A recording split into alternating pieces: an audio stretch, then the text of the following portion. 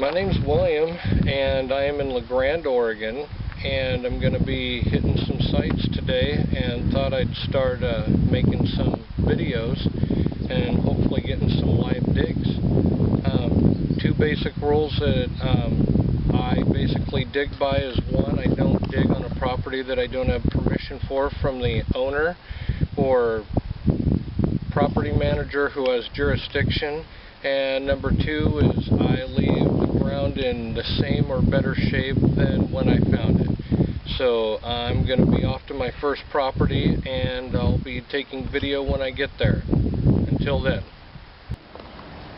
Alright, I'm at my first site, and I have permission from my brother-in-law. This is his rental house, and it's right here on the corner.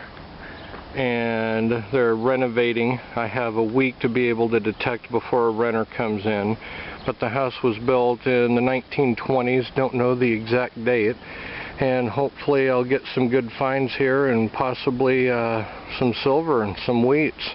And it's right below Eastern Oregon's University, and there's the grand staircase if you can see it. That's what it's called. So let's get to it.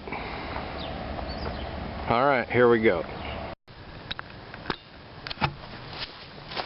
Okay, I just dug what could have been an Indian head penny signal, and I found what looks to be a toasted penny for sure. I'll have to clean it up, it's really thin, but right next to it is a Merc dime, silver. So I'll go get it in my container and get it cleaned up, and I'll get back with you later. Yep, been here 10 minutes, first silver.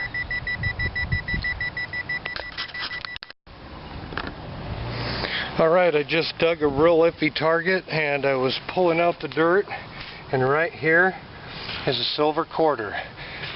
This is big silver for me. So it's on some pretty cruddy dirt, and it is a barber. Yes. I just don't know the date. I'll need to clean it up, and hopefully I've broken the 1800s on silver. So I'll get back to you later. Hydration is key. It's a warm day. It's supposed to be in the 70s, but you can still get dehydrated. And I've got my coins in a little salt water type, no, not salt water, but tap water with detergent. And I have cleaned up my barber enough to know that it's a 1909. Appears to be Philadelphia. I still don't know what the small disc is, and my dime appears to be a 1927S, but I'll get pictures of them later when I end my day. Until then. Well, I've decided to call it quits, at least for now today.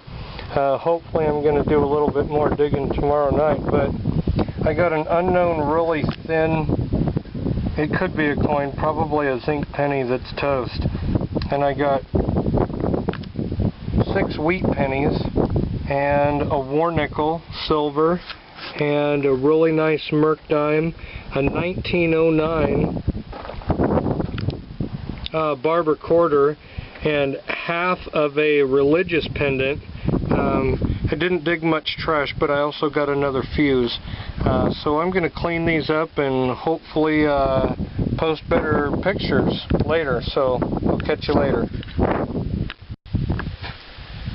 Alright, so this house was built in 1926 after the original one burnt down. Yeah. I got permission from Sam and his father over there, and the berm here was fill dirt up to the road back in the 70s, but who knows what might be there. We're going to try detecting down on the original lawn first and do a little walk through. And that house beyond over there is also on their property. Some nice big old trees, and pretty good backyard, but I'll get back to you and try to do some live digs if I get a decent sounding target. So until then, later.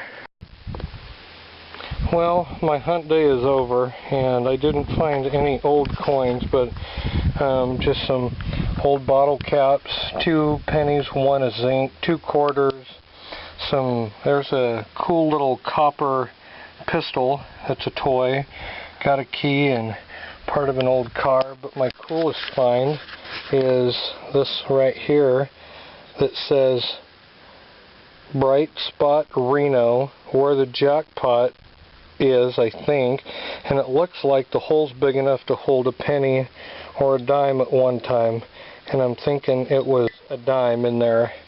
And on the back it says keep and never go broke, good luck. I bring good luck. So that's kind of cool. It's aluminum, and I'll try to research it later. But that barn over there was built in 1915, and that one unknown as to when it was built, but there's one behind it that was built in 1956. So I've got to go because I work tomorrow morning, and I got a 4-hour ride home. So until then, here's for a couple hours of digging. I'll come back when it's a little wetter and hopefully find some better targets. Bye. So here's a view of the Grande Valley coming off of one of the roads up to the Mount Emily recreation area.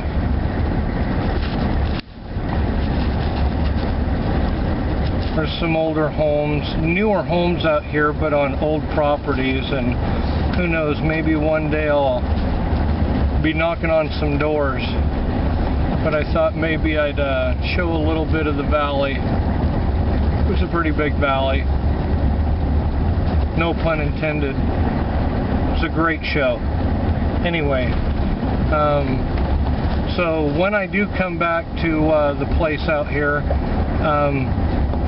my buddy's dad told me of an old foundation, had a house on it that they burnt down in 1937 because they didn't want to pay the taxes on it. So until then, well, it might be a while before I come back here, but stay tuned. I'll come back with more later.